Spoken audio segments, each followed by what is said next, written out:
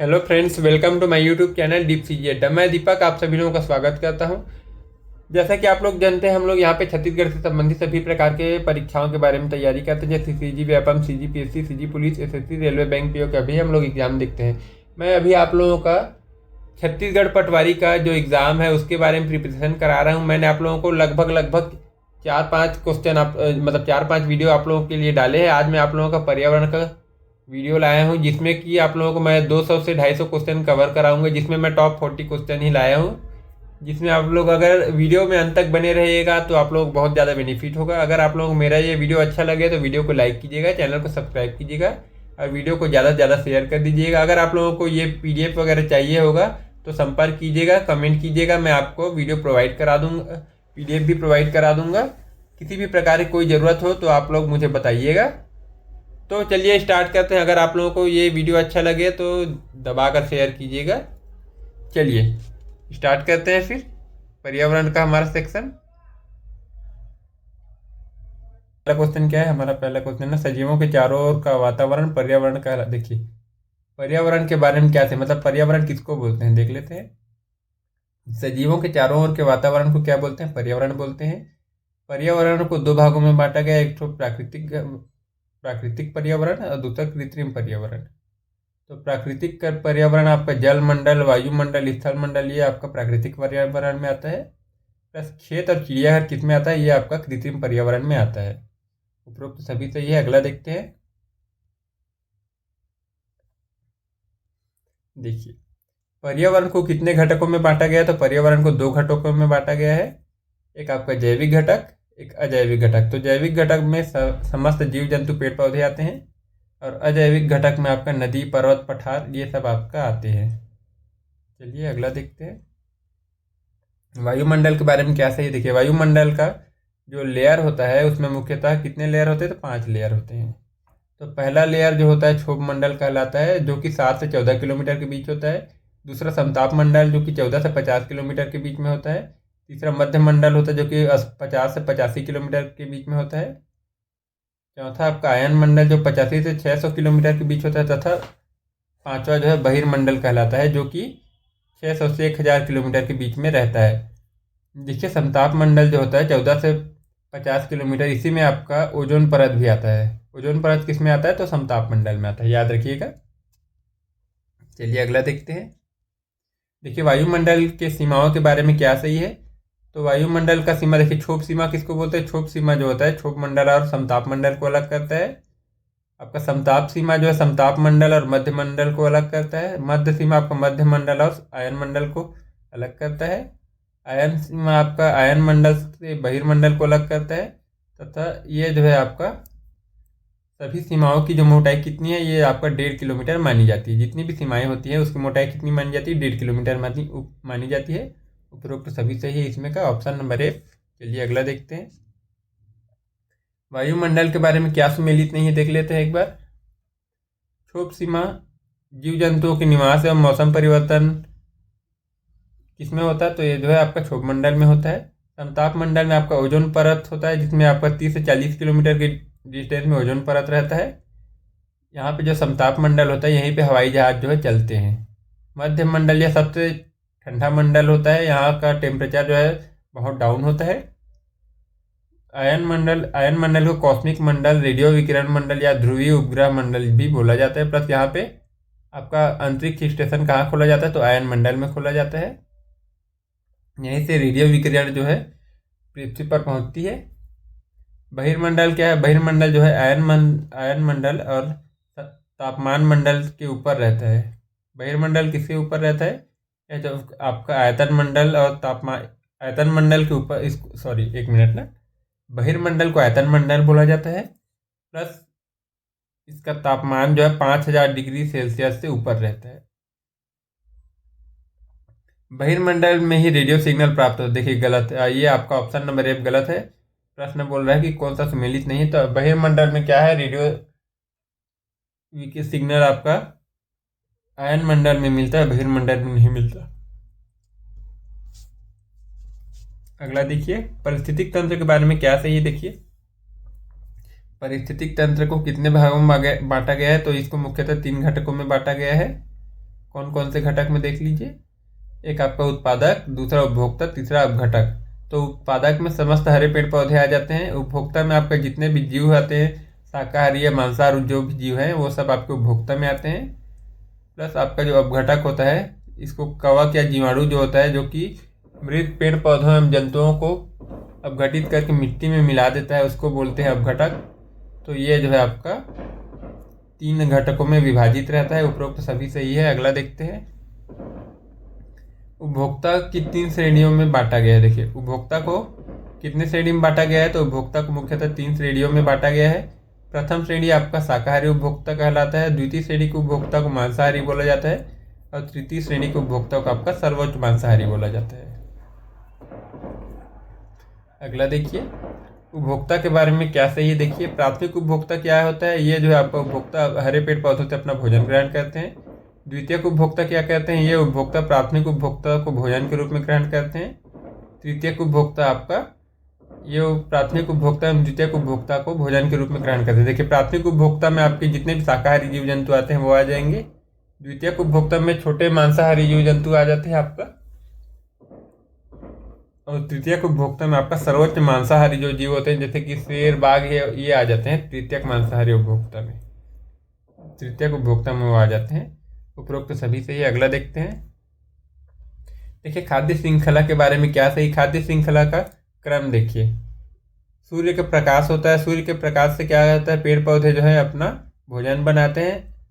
जब पेड़ पौधे अपना भोजन बनाते हैं तो उनको प्राथमिक उपभोक्ता शाकाहारी जीव जो होते हैं वो ग्रहण करते हैं। तो शाकाहारी जीवों को द्वितीयक उपभोक्ता जो मांसाहारी होते हैं वो उनको ग्रहण करते हैं। प्लस तृतीयक उपभोक्ता जो है द्वितीयक उपभोक्ता को खाकर अपना खाद्य श्रृंखला का प्रचार कर खाद्य श्रृंखला को बढ़ाते हैं। तथा अंत में जो अपघटक होता है वो इस एनर्जी को द्वितीयक उपभोक्ता की मृत्यु के बाद पुनः पृथ्वी में रिलीज कर देता है। उपरोक्त सभी सही है। अगला देखते हैं। देखिए, खाद्य जाल के बारे में क्या सही है। खाद्य जाल देखिए, यह बहुत सारे खाद्य श्रृंखलाओं से मिलकर बना होता है। खाद्य श्रृंखलाएं कहीं ना कहीं एक दूसरे से जुड़ी रहती हैं। एक खाद्य जाल में संपूर्ण समुदाय के जीवों में संबंध स्थापित होता है। खाद्य जाल में ऊर्जा का प्रवाह एक दिशीय होते हुए भी कई पथों से होकर गुजरता है। क्या होता है खाद्य जाल? इसमें ऊर्जा का प्रवाह जो है एक दिशीय होता है, जो कि कई पथों से होकर गुजरता है। ठीक, उपरोक्त सभी सही है। चलिए अगला देखते हैं। निम्नलिखित में से क्या सही है। देखिए, किसी जीव में हानिकारक पदार्थों का संचयन जैव संचयन कहलाता है। सर्वाधिक जैव संचयन पोषण स्तर के सर्वोच्च उपभोक्ता में संग्रहित होता है, ये भी ठीक है। हानिकारक पदार्थों का सर्वाधिक संग्रहण आपका सर्वोच्च मांसाहारी में होता है। जो हानिकारक पदार्थों का सर्वोच्च संग्रहण कहाँ होता है? सर्वाधिक संग्रहण आपका सर्वोच्च मांसाहारी में होता है। याद रखिए, उपरोक्त सभी सही है। अब घटक के बारे में देखते हैं क्या सही है। वे जैविक घटक जो जीवों की मृत्यु के बाद उनके शरीर का अपघटन करते हैं अपघटक कहलाते हैं। ये ऊर्जा का पुनः चक्रण में महत्वपूर्ण भूमिका निभाते हैं, ये ठीक है। इनकी क्रिया के फलस्वरूप ये जटिल कार्बनिक पदार्थों को सरल कार्बनिक पदार्थों में परिवर्तित करते हैं। इन्हें पृथ्वी की सफाई करता या मेहतर भी कहा जाता है। ये नहीं है, नहीं हो गया, ये गलत हो जाएगा। ये इन्हें लिखा था, ये इन्हें पृथ्वी का सफाई करता या मेहतर कहा जाता है। ठीक, उपरोक्त सभी सही है। ये सब पूछे जाने वाले प्रश्न अभी पिछले प्रश्नों में सब आए गए थे। अजैविक घटक के बारे में क्या सही है। देखिए, अजैविक घटक को मुख्यतः 2 भागों में बांटा गया है।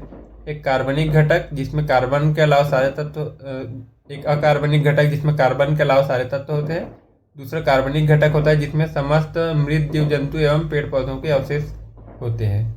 भौतिक घटक किसको बोलते हैं? भौतिक घटक में आपका जल, मिट्टी, वायु, ये सब आपके भौतिक घटक के अंतर्गत आते हैं। उपरोक्त सभी सही है। चलिए अगला देखते हैं। पारिस्थितिक तंत्र के बारे में क्या सही। देखिए, पारिस्थितिक तंत्र में घास का मैदान का जो पारिस्थितिक तंत्र होता है, वहाँ पे घास को टिड्डा खाता है। घास उत्पादक है, टिड्डा प्राथमिक उपभोक्ता है, मेढक द्वितीयक उपभोक्ता है, सांप जो है तृतीयक उपभोक्ता है। जंगल के पारिस्थितिक तंत्र में पेड़ प्राथमिक उपभोक्ता है, खरगोश पेड़ उत्पादक है, खरगोश प्राथमिक उपभोक्ता है, लोमड़ी आपका द्वितीयक उपभोक्ता है और शेर तृतीयक उपभोक्ता है। समुद्र के पारिस्थितिक तंत्र में आपका समुद्री कई उत्पादक, छोटी मछली प्राथमिक उपभोक्ता, बड़ी मछली द्वितीयक उपभोक्ता, प्लस शार्क जो होता है वो तृतीयक उपभोक्ता हो जाता है। रेगिस्तान में आपका कटीली झाड़ियों को चूहा खाता है, जो कि प्राथमिक उपभोक्ता है। सांप द्वितीयक उपभोक्ता प्लस चील तृतीयक उपभोक्ता हो जाता है। उपरोक्त तो सभी सही है, याद रखिएगा। देखिए, पारिस्थितिक पिरामिड के बारे में क्या सही है। जब जीवों के जीव भार, संचित ऊर्जा आदि का चित्र द्वारा दर्शाया जाता है तो इसे ही प्राकृतिक पिरामिड कहते हैं। प्राकृतिक पिरामिड किसको कहा जाता है। देखिए, जो जीवों का जीव भार होता है उसको संचित ऊर्जा के द्वारा ऐसे चित्र में दर्शाया जाता है, इसको बोला जाता है, क्या बोला जाता है, प्राकृतिक पिरामिड बोला जाता है। ये कितने प्रकार के होते हैं, ये 3 प्रकार के होते हैं। एक होता है जीव संख्या पिरामिड, एक जीव भार पिरामिड और एक ऊर्जा संचित ऊर्जा पिरामिड। कितने प्रकार के होते हैं, 3 प्रकार के होते हैं। उपरोक्त तो सभी सही है। अगला देखते हैं, एक पारिस्थितिक पिरामिड के बारे में क्या सही है देख लेते हैं। पारिस्थितिक पिरामिड के बारे में जीव संख्या पिरामिड, यह इसमें क्या है, यह जो संख्या पर आधारित होता है, जो कि सदैव सीधा और या उल्टा बनता है। जीव संख्या पिरामिड कैसे होता है, हमेशा या तो सीधा रहेगा या उल्टा रहेगा। जीव भार पिरामिड कैसे रहता है, यह जो भार पर आधारित होता है, जो कि घास के मैदान में सीधा और तालाब में उल्टा रहता है। घास के मैदान में कैसे रहता है, सीधा रहता है, और तालाब में उल्टा रहता है। संचित ऊर्जा पिरामिड क्या है, यह संचित ऊर्जा पर आधारित रहता है, जो कि हमेशा सीधा रहता है। संचित ऊर्जा का पिरामिड कैसा रहता है, हमेशा सीधा रहता है। ये सब प्रश्न में पूछे जाते हैं ना, कौन सा पिरामिड कैसा रहता है, अगर ये प्रश्न आता है याद रखना। चलिए अगला देखते हैं, जैव विविधता के बारे में क्या सही है। देखिए, जीव जंतुओं एवं पादपों के प्रजाति में बहुलता को विविधता कहते हैं। क्या कहते हैं, बहुलता को विविधता कहते हैं। जैव विविधता को 3 स्तरों में विभाजित किया गया है। कितने स्तरों में, 3 स्तरों में विभाजित किया गया। एक अनुवांशिकता के आधार पर, जो कि जीन के आधार पर होता है। दूसरा जातीय विविधता के आधार पर, जो कि प्रजातियों के आधार पर होता है। तीसरा समुदाय व परितंत्र विविधता, यह जो समुदाय एवं निवास स्थान के आधार पर होता है। उपरोक्त सभी सही है। अगला देखते हैं, जैव विविधता संरक्षण के बारे में क्या सही है।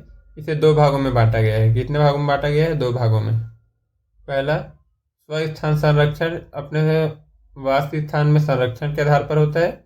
इसका उदाहरण आपका राष्ट्रीय उद्यान, वन्य जीव अभ्यारण्य, जैव मंडल रिजर्व होता है। इसका उदाहरण क्या होता है, राष्ट्रीय उद्यान एक होता है, दूसरा वन्य जीव अभ्यारण्य होता है, तीसरा जैव मंडल रिजर्व होता है। याद रखना ना, स्वस्थान संरक्षण का उदाहरण है ये।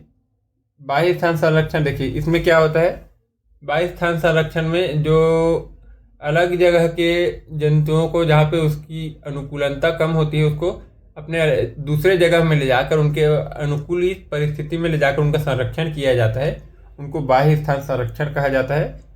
या जो अपने वास स्थान से अलग रहकर संरक्षण किया जाता है।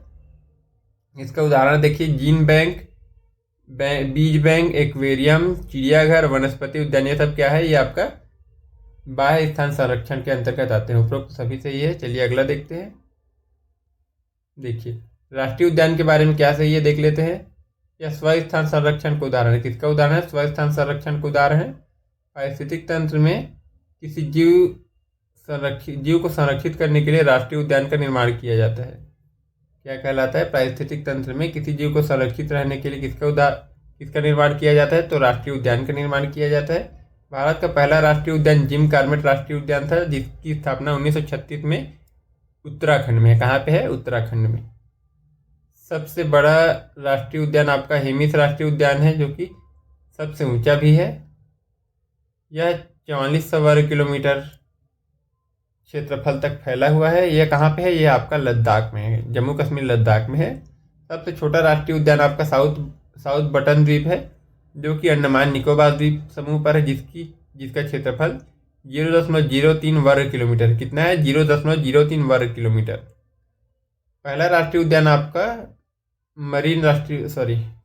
पहला राष्ट्रीय उद्यान कौन सा है, आपका मरीन राष्ट्रीय उद्यान है, जो कि कच्छ के रण में है। कहाँ पे है, कच्छ के रण में है। सबसे पहला समुद्री राष्ट्रीय उद्यान मरीन राष्ट्रीय उद्यान। याद रखिएगा ना, ये सब प्रश्न पूछे जाए। कच्छ का रण कहाँ है, ये आपके गुजरात में है। उपरोक्त सभी सही इसमें का। देखिए, राष्ट्रीय उद्यान के बारे में क्या सही है। विश्व का एकमात्र तैरता हुआ राष्ट्रीय उद्यान कैबुल लामजाओ राष्ट्रीय उद्यान मणिपुर में है, जो कि संगाई जिले में है। कहाँ पे है, संगाई जिले में। देखिए, सर्वाधिक राष्ट्रीय उद्यान आपका मध्य प्रदेश में है। कितनी राष्ट्रीय उद्यान है वहाँ पे, 12 राष्ट्रीय उद्यान है। शेरों के लिए प्रसिद्ध राष्ट्रीय उद्यान गिर का राष्ट्रीय उद्यान, जो कि गुजरात में है। एक सींग वाली गेंडा के लिए काजीरंगा राष्ट्रीय उद्यान है, जो कि असम में है। इसको जल्दापारा में भी इसका कुछ हिस्सा है, जो कि पश्चिम बंगाल में है। जल्दापारा में भी क्या है, एक सींग वाले गेंडा पाए जाते हैं, याद रखिएगा। भीतरकनिका राष्ट्रीय उद्यान आपका कछुए के चारों प्रजातियों के लिए प्रसिद्ध है, जो कि उड़ीसा में है। पक्षियों का स्वर्ग कहा जाता है केवलादेव घाना राष्ट्रीय उद्यान, जो कि राजस्थान में है। कहाँ पे है? राजस्थान में। सुल्तानपुर राष्ट्रीय उद्यान आपका गुरुग्राम हरियाणा में है। कहाँ पे है? हरियाणा में। अब तक कुल कितने राष्ट्रीय उद्यान है? तो अब तक जो है वर्तमान में 106 राष्ट्रीय उद्यान है। कितने राष्ट्रीय उद्यान है? 106। याद रखिएगा, ये सब प्रश्न मोस्ट इंपॉर्टेंट प्रश्न है। देखिए, भारत के प्रमुख राष्ट्रीय उद्यान में उसकी स्थिति के बारे में क्या सही है। देखिए, कान्हा किसली राष्ट्रीय उद्यान मध्य प्रदेश में, जो कि 1955 में स्थापित किया गया था, बनाया गया था। नवेगांव राष्ट्रीय उद्यान महाराष्ट्र में, जो कि 1975 में इसका निर्माण किया गया था। बांदीपुर राष्ट्रीय उद्यान कर्नाटक में 1974 में इसका निर्माण किया गया था। हरिके वाटरलैंड यह जो है पंजाब में, जो कि 1953 में इसकी स्थापना की गई थी। पेरियार राष्ट्रीय उद्यान आपका केरल में, जो कि 1982 में बनाया गया था। उपरोक्त सभी से याद रखिएगा। देखिए अगला प्रश्न देखते हैं। अन्नामलाई राष्ट्रीय उद्यान तमिलनाडु में 1989 में बनाया गया था। जिम कॉर्बेट राष्ट्रीय उद्यान 1936 में उत्तराखंड में बनाया गया था। सुंदरवन राष्ट्रीय उद्यान आपका पश्चिम बंगाल में 1984 में बनाया गया था। रणथंभौर राष्ट्रीय उद्यान राजस्थान में 1984 में 1980 में बनाया गया था। काजीरंगा राष्ट्रीय उद्यान असम में है, 1974 में इसकी स्थापना की गई थी। बेतला राष्ट्रीय उद्यान आपका झारखंड में। बेतला कहाँ पे? झारखंड में, याद रखिएगा। उपरोक्त सभी सही है। गिर वन राष्ट्रीय उद्यान गुजरात में। कौन सा सुमेलित नहीं है बोल रहा है ना, याद रखना। कौन सा सुमेलित नहीं है? गिर राष्ट्रीय उद्यान गुजरात में 1975 में। मरीन राष्ट्रीय उद्यान गुजरात में 1982 में कच्छ के रण में है। सुल्तानपुर राष्ट्रीय उद्यान हरियाणा में है, जो कि 1989 में बनाया गया था। सिमलीपाल राष्ट्रीय उद्यान उड़ीसा में 1980। भीतरकनिका राष्ट्रीय उद्यान उड़ीसा में 1988 में इसका निर्माण किया गया था। केबुल लामजाओ 1982, ये मेघालय में नहीं है, ये मणिपुर में है। 1970 में इसका निर्माण किया गया था। सैडल पीक अंडमान निकोबार में 1987 में इसका निर्माण किया गया था। ऑप्शन नंबर आपका एफ गलत है, बाकी सब सही है। इसमें ये भी खाली मेघालय का जब मणिपुर रहेगा, बाकी सब सही है ना, याद रखना। निम्नलिखित में से कौन सा सही? कंचनजंगा सिक्किम में 1977। वाल्मीकि बिहार 1978। वाल्मीकि कहाँ है? बिहार में है वाल्मीकि राष्ट्रीय उद्यान। दचीगाम राष्ट्रीय उद्यान आपका जम्मू कश्मीर में 1981 में इसका निर्माण हुआ था। सलीम अली राष्ट्रीय उद्यान जम्मू कश्मीर 1992। दुधवा राष्ट्रीय उद्यान उत्तर प्रदेश में 1970 में इसका निर्माण किया गया था।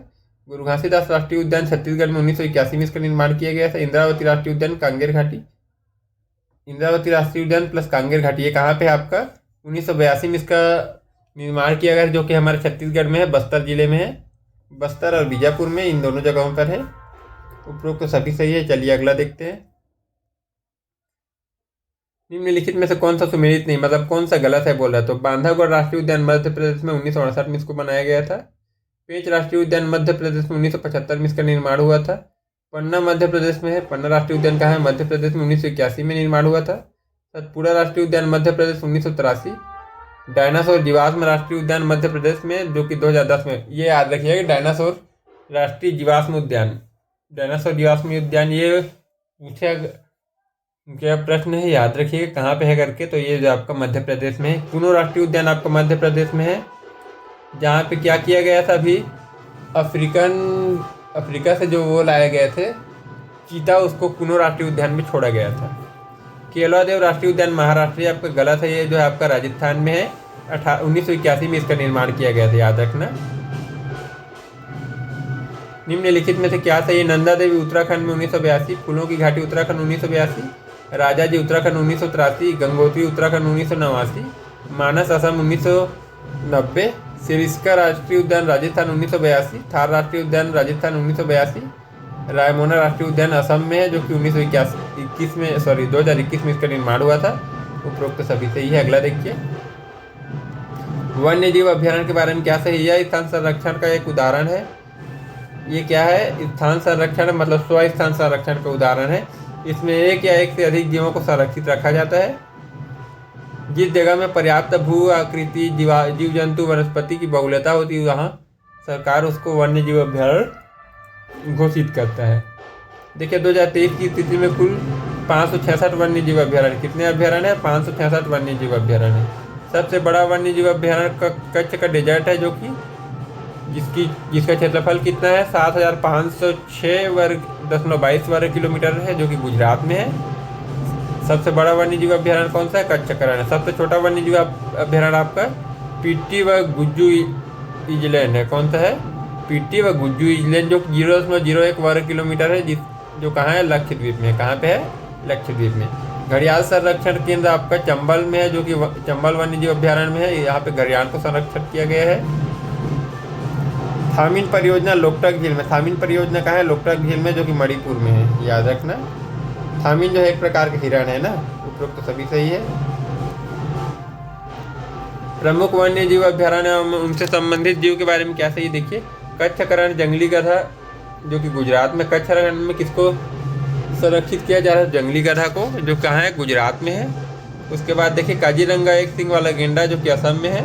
डाचीगाम में हंगुल को संरक्षित रखा गया है। गिर में एशियाई शेर को संरक्षित रखा गया है। वन विहार में सफ़ेद बाघ को संरक्षित रखा गया है। राजस्थान राष्ट्रीय पार्क में ऊँट को। केवलादेव राष्ट्रीय पार्क में साइबेरियन क्रेन को संरक्षित रखा गया है। सिकाल देवी अभ्यारण्य में कस्तूरी मृग को संरक्षित रखा गया है, तथा बद्रीनाथ अभ्यारण्य में कस्तूरी मृग को भी संरक्षित रखा गया है। उपरोक्त सभी से ही याद रखिएगा।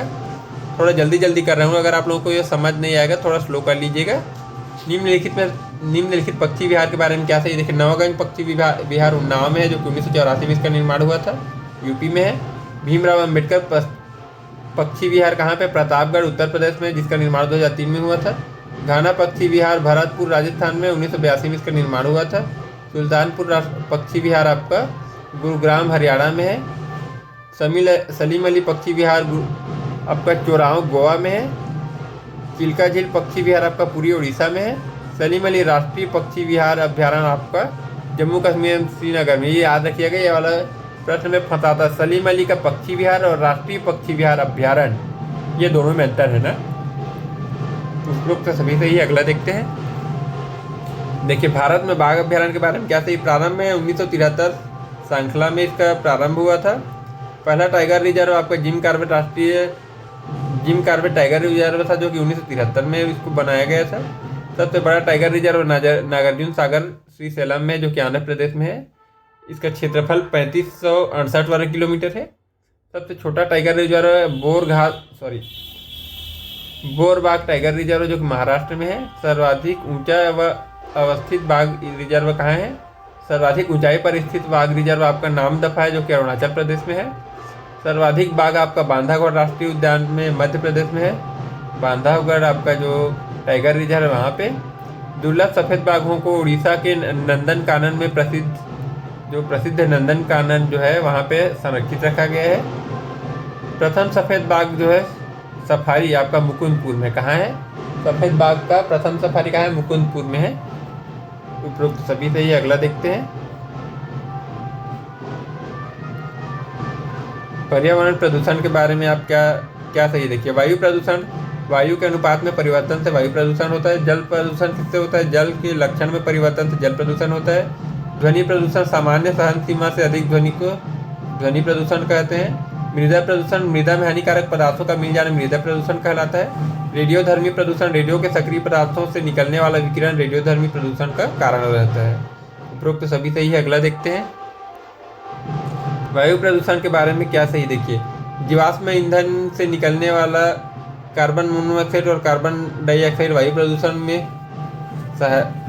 वायु प्रदूषण का प्रमुख कारक होता है। रेफ्रिजरेटर से निकलने वाला CFC क्लोरोफ्लोरोकार्बन आपका वायु प्रदूषण का कारक होता है। सल्फर युक्त जीवाश्म ईंधन SO2, SO3, H2S, hydrogen sulphide, ये वायु प्रदूषण का कारण होता है। प्लस रासायनिक उर्वरक में आपका नाइट्रोजन ऑक्साइड, नाइट्रस ऑक्साइड और नाइट्रोजन ट्राइऑक्साइड आपका इसका प्रमुख उदाहरण होता है, याद रखिएगा। चलिए अगला देखते हैं। अम्ल वर्षा के बारे में क्या सही है। अम्ल का जो वर्षा का pH मान 5.6 से कम हो जाता है तो एसिड रेन कहलाता है, इसको अम्ल वर्षा कहते हैं। सल्फर डाइऑक्साइड इसका प्रमुख कारक होता है। सल्फर डाइऑक्साइड, नाइट्रोजन डाइऑक्साइड और नाइट्रस ऑक्साइड, ये क्या है? ये जो आपका अम्ल वर्षा के प्रमुख कारक होते हैं। नाइट्रोजन डाइऑक्साइड आपका नाइट्रिक एसिड में बदल जाता है। हाइड्रोजन सल्फाइड आपका सल्फ्यूरिक एसिड में बदल जाता है, जिससे क्या होता है? आपका एसिड का वर्षा होने लगता है। जल प्रदूषण के बारे में क्या सही देखिए। कारखानों से निकलने वाला अनौपचारिक जल से जल प्रदूषित होता है। रासायनिक दवाइयों से जल प्रदूषित होता है। वृक्षों की कटाई से जल प्रदूषित होता है, प्लस शहरों द्वारा निकाले गए अपशिष्ट से जल प्रदूषित होता है। ऑप्शन नंबर आपका ई हो गया है। उपरोक्त सभी ग्रीन हाउस प्रभाव के बारे में शामिल गैसों के बारे में क्या सही देखिए, carbon dioxide, methane, nitrous oxide, ozone, chlorofluorocarbon और जल वाष्प। ये सब जो है याद रखिएगा, ये सारे जो गैस है ये आपके किस में आते हैं, तो ये जो आपके ग्रीन हाउस प्रभाव में ये सारे गैस शामिल होते हैं। प्राकृतिक संसाधन के बारे में क्या सही देखिए, नवीकरणीय संसाधन किसको बोलते हैं, जिसको समाप्त नहीं किया जा सकता, नवीकरणीय संसाधन बोलते हैं। उदाहरण के जल, वायु, मृदा। अनवीकरणीय संसाधन जिसको दोबारा प्राप्त नहीं किया जा सकता उसको अनवीकरणीय संसाधन बोला जाता है, जैसे कि आपका कोयला, पेट्रोलियम, ये क्या है, अनवीकरणीय संसाधन है। चलिए अगला देखते हैं। पर्यावरण से संबंधित प्रमुख दिवस के बारे में देखिए। विश्व जलमग्नता दिवस 2 फरवरी को मनाया जाता है। राष्ट्रीय विज्ञान दिवस 28 फरवरी को मनाया जाता है। विश्व विज्ञान दिवस 28 फरवरी मनाया जाता है। विश्व जल दिवस 22 मार्च को मनाया जाता है। विश्व स्वास्थ्य दिवस 7 अप्रैल प्लस विश्व जल संसाधन दिवस 10 अप्रैल को मनाया जाता है। उपरोक्त सभी सही है। अगला देखते हैं। निम्नलिखित में से क्या सही है, पृथ्वी दिवस 22 अप्रैल को मनाया जाता है। विश्व पर्यावरण दिवस 5 जून को मनाया जाता है। विश्व जनसंख्या दिवस 11 जुलाई को मनाया जाता है। विश्व अंतर्राष्ट्रीय बाघ दिवस 29 जुलाई को मनाया जाता है। विश्व ओजोन दिवस आपका 16 सितंबर को मनाया जाता है, याद रखिएगा। उपरोक्त सभी सही है। प्रथम टाइगर रिजर्व के बारे में क्या सही देखिए, प्रथम टाइगर रिजर्व आपका टाइगर रिजर्व कौन, असम में देखिए मानस, काजीरंगा, नेमोरी। ये प्रमुख टाइगर रिजर्व कहाँ है, मानस में है। आंध्र प्रदेश में आपका नागार्जुन श्रीशैलम है। छत्तीसगढ़ में इंद्रावती, अचानकमार, उदंती, सीता नदी, गुरुघासीदास और तमोर पिंगला है। राजस्थान में रणथंभौर और सरिस्का है। मध्य प्रदेश में आपका कान्हा, पेंच, बांधवगढ़, सतपुड़ा, पन्ना है। उत्तराखंड में आपका जिम कार्बेट और राजा जी जो राष्ट्रीय उद्यान है ये शामिल है। उपरोक्त सभी सही है। अगला देखिए। रेड डाटा बुक के बारे में क्या सही है देखिए, विलुप्त जाति का कोई भी सदस्य जीवित नहीं होता, इसको रेड डाटा बुक के अंतर्गत रखा गया है। जैसे आपका लाल तोता, गुलाबी सिर वाली बतख, ये जो है आपका रेड डाटा बुक में है। विलुप्त, वन विलुप्त जीव, ऐसे जीव जो कि जंगल में समाप्त हो गए लेकिन इनको चिड़ियाघरों में संरक्षित रखा गया है, इनको वन विलुप्त जीव कहा जाता है। अति संकटग्रस्त जीव, जिन प्रजातियों का विलुप्त होने का घोर खतरा बना होता है उसको अति संकटग्रस्त जीव की सूची में रखा गया है, जिनको आपका जंगली उल्लू, गंगासार का सोनचिड़ी जो है आपका अति संकटग्रस्त जीव के अंतर्गत आते हैं। संकटग्रस्त जीव किनको बोला जाता है, विलुप्त होने का खतरा जिन पर बना हो, जैसे सुनहरा लंगूर, गंगा डॉल्फिन इत्यादि, ये जो आपका संकटग्रस्त जीव है। संकट निकट जीव, विलुप्त होने की संभावना वाले जीवों को संकट निकट जीव बोले जाते, जैसे आपका भेड़िया और तेंदुआ, ये क्या है, विलुप्त होने की संभावना इनकी बन रही है। संकट मुक्त जीव, ऐसी प्रजातियों जिनका संकट का बहुत कम चांस है, जैसे कि आपका नीलगाय, चिंकारा, काला हिरण, ये जो आपका संकट से दूर है, संकट मुक्त इनको हम बोल सकते हैं। उपरोक्त सभी सही है। अगला देखते हैं। देखिए हमारा 40 क्वेश्चन इतना में कंप्लीट हो गया। मैंने आप लोगों को लगभग 40 क्वेश्चन के दौरान मैंने आप लोगों को लगभग 200 से 250 क्वेश्चन कराया है। अगर आप लोगों ने इस पर ध्यान दिया होगा तो आप लोगों का हर एक क्वेश्चन बन जाएगा, पर्यावरण से कोई भी क्वेश्चन नहीं छूटेगा। चलिए फिर मिलते हैं नेक्स्ट वीडियो में, तब तक के लिए अगर आप लोग मेरा ये वीडियो अच्छा लगे तो वीडियो को लाइक कीजिएगा, चैनल को सब्सक्राइब कीजिएगा और वीडियो को ज़्यादा से ज़्यादा शेयर कर दीजिएगा। ठीक, चलिए फिर मिलते हैं नेक्स्ट वीडियो में, तब तक के लिए बाय।